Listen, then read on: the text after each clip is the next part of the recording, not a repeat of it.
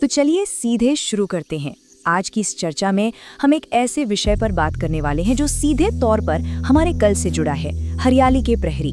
हम अक्सर सोचते हैं ना कि पर्यावरण बचाना सिर्फ सरकारों या बड़ी बड़ी संस्थाओं का काम है, लेकिन असल में जब बड़ी वैश्विक जागरूकता की बातें जमीनी स्तर पर आती हैं, एक ठोस कार्रवाई में बदलती हैं, असली बदलाव वहीं से शुरू होता है। आज के इस विश्लेषण में हम यही सब समझने वाले हैं। इस विषय में आगे बढ़ने से पहले एक बहुत ही बुनियादी पर उतना ही गहरा सवाल, हम उस एकमात्र ग्रह की रक्षा आखिर कैसे करें जहां जीवन संभव है? ये कोई छोटा मोटा सवाल नहीं है। अगर हम पूरे ब्रह्मांड की तरफ देखें तो पृथ्वी ही हमारा इकलौता घर है जिसे हम जानते हैं। यहाँ हवा है, पानी है और सबसे जरूरी जीवन धड़कता है। इसे सुरक्षित रखना कोई विकल्प नहीं है, बल्कि हमारा सबसे बड़ा कर्तव्य है। आखिर इसकी शुरुआत कहाँ से होती है? इस बड़े सवाल का जवाब ढूंढने के लिए चलिए पहले हम एक मैक्रो लेवल यानी बड़े नजरिए से शुरुआत करते हैं। वैश्विक स्तर पर आखिर क्या हो रहा है? पूरी दुनिया को एक साथ लाने और जागरूकता फैलाने के लिए कुछ खास दिन और बड़े अभियान तय किए गए हैं। ये बड़े पैमाने के प्रयास एक ऐसा फ्रेमवर्क तैयार करते हैं जो पूरी मानवता को एक साथ मिलकर सोचने पर मजबूर कर देते हैं। इन्हीं वैश्विक प्रयासों में एक बहुत ही खास नाम आता है लुप्तप्राय प्रजाति दिवस यानी एंडेंजर्ड स्पीशीज डे। ये हर साल मई महीने के तीसरे शुक्रवार को मनाया जाता है। इसका फोकस एकदम क्लियर है। ये दिन हमें उन पेड़ पौधों और जीव जंतुओं के बारे में जागरूक करता है जो विलुप्त होने की कगार पर खड़े हैं। एक तरह से ये एक अलार्म है जो हमें याद दिलाता है कि इकोसिस्टम का हर एक हिस्सा अपनी अहमियत रखता है और उसे खोना एक बहुत बड़ा नुकसान है। वैसे इस दिन को इतना प्रभावशाली कैसे बनाया गया, ये जानना भी दिलचस्प है। इसकी शुरुआत साल 2006 में अमेरिका में हुई थी और ये कोई छोटी शुरुआत नहीं थी। इसे नेशनल वाइल्ड लाइफ फेडरेशन और खुद अमेरिकी सीनेट जैसी बड़ी संस्थाओं का पूरा समर्थन मिला। आज इसके जरिए स्कूलों, कई कॉलेजों और जंगल सफारी के क्षेत्रों में खास कार्यक्रम होते हैं।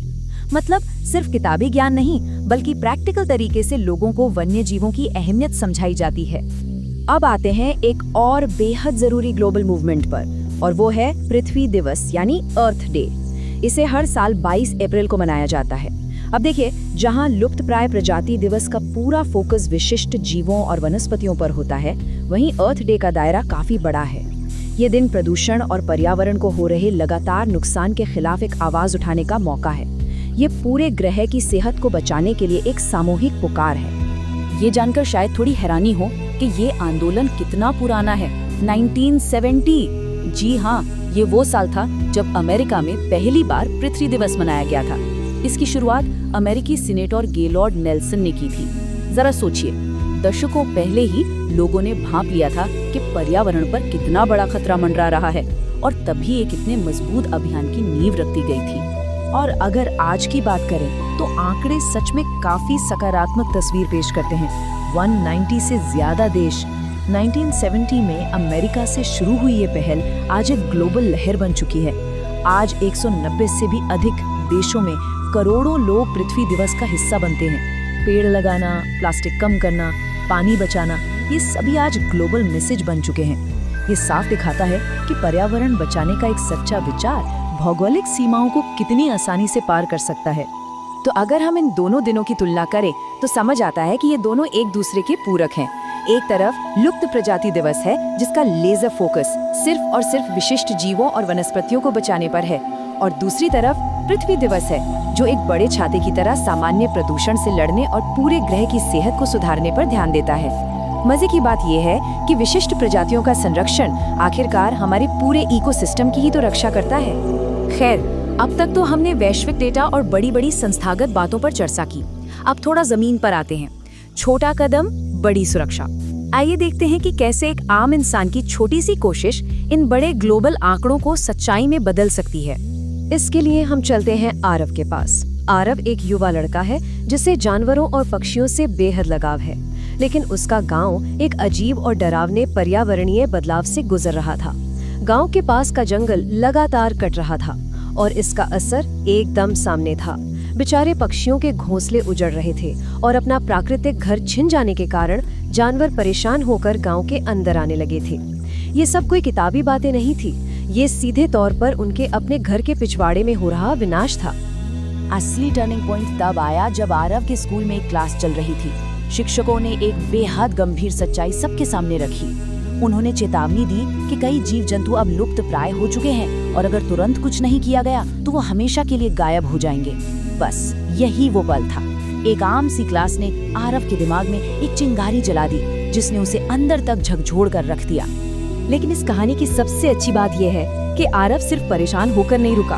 उसने अपनी इस चिंता को एक जबरदस्त पॉजिटिव एनर्जी में बदल दिया और यहीं से शुरुआत हुई धरती बचाओ अभियान की। ध्यान देने वाली बात यह है कि ये कोई सरकार या बड़ी संस्था का अभियान नहीं था। ये पूरी तरह से ग्राउंड लेवल पर आरव और उसके दोस्तों का अपना ग्रासरूट मूवमेंट था। इसने ये साफ कर दिया कि नेतृत्व करने के लिए किसी बड़े पद की नहीं, बस एक पक्के इरादे की जरूरत होती है। तो आइए देखते हैं कि उनका फॉर्मूला आखिर था क्या। इस अभियान के 3 बहुत ही आसान और असरदार कदम थे। पहला, गांव में पेड़ लगाना। दूसरा, अपने आसपास के लोगों को समझाना कि वो प्लास्टिक का इस्तेमाल कम करें। और तीसरा, बेघर हुए पक्षियों के लिए पानी के बर्तन रखना। अगर हम ठीक से सोचें तो ये वही अर्थ डे वाले बड़े ग्लोबल मैसेज हैं जिन्हें एकदम लोकल और प्रैक्टिकल तरीके से अप्लाई किया गया था। एक ऐसा आसान फॉर्मूला जिसे कोई भी अपना सकता है। और इन छोटे छोटे कदमों का आखिरी नतीजा क्या निकला?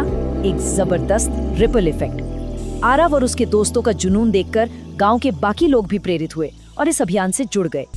इस सामूहिक प्रयास का अद्भुत असर ये हुआ कि कुछ ही महीनों में गांव वापस हरा भरा होने लगा। पक्षियों की मीठी चहचहाहट लौट आई और जो जानवर भटक रहे थे वो अब अपने सुरक्षित ठिकानों पर रहने लगे। ये सक्सेस स्टोरी हमें ये विश्वास दिलाती है कि कम्युनिटी पावर एक साथ मिलकर असंभव को भी संभव बना सकती है। इस पूरी कहानी और दरअसल पर्यावरण संरक्षण के पूरे सिद्धांत का सबसे भावुक संदेश आरव के दादाजी के शब्दों में झलकता है। उन्होंने कहा था, प्रकृति हमारी माँ है, यदि हम उसकी रक्षा करेंगे तभी वह हमें जीवन दे पाएगी। ये सिर्फ एक वाक्य नहीं है, ये आज की इस पूरी चर्चा का सार है। ये ज्ञान हमें बार बार याद दिलाता है कि हम प्रकृति से अलग या उसके मालिक नहीं हैं। हमारा अस्तित्व पूरी तरह से इसकी भलाई पर ही टिका हुआ है। खैर, अब हम अपने विश्लेषण के आखिरी और सबसे अहम हिस्से पर आ गए हैं, हमारे लिए जरूरी सबक। इन सब बातों को जानने के बाद ये सोचने का समय है कि हम इन बदलावों को अपने रोजमर्रा के जीवन में कैसे उतार सकते हैं। संरक्षण के लिए कुछ बहुत ही सीधे और लागू करने योग्य कार्य हैं। पहला, पेड़ लगाएं और सिर्फ लगाएं ही नहीं बल्कि उनकी देखभाल भी करें। दूसरा, पानी और बिजली बचाएं क्योंकि हर एक बूंद और हर एक वॉट मायने रखता है। तीसरा, प्लास्टिक का इस्तेमाल कम से कम करें। चौथा, जानवरों और पक्षियों के साथ शांति से सह अस्तित्व सीखें। और पांचवा, सबसे बड़ा काम, इस ज्ञान को सीमित न रखें बल्कि दूसरों को भी इसके बारे में जागरूक करें। ये वो असरदार हथियार हैं जो हम में से किसी को भी हरियाली का प्रहरी बना सकते हैं। तो इस चर्चा को समाप्त करते हुए एक आखिरी सवाल आप सबके विचार के लिए छोड़ रहा हूँ। अपने इस ग्रह रूपी घर को बचाने के लिए आज हम सब मिलकर आखिर कौन सा छोटा सा कदम उठाने वाले हैं? आरव की कहानी साफ दिखाती है कि आसपास की दुनिया को बदलने की अपार शक्ति हम सभी में है, चाहे वो प्लास्टिक को ना कहना हो या एक छोटा सा पौधा लगाना।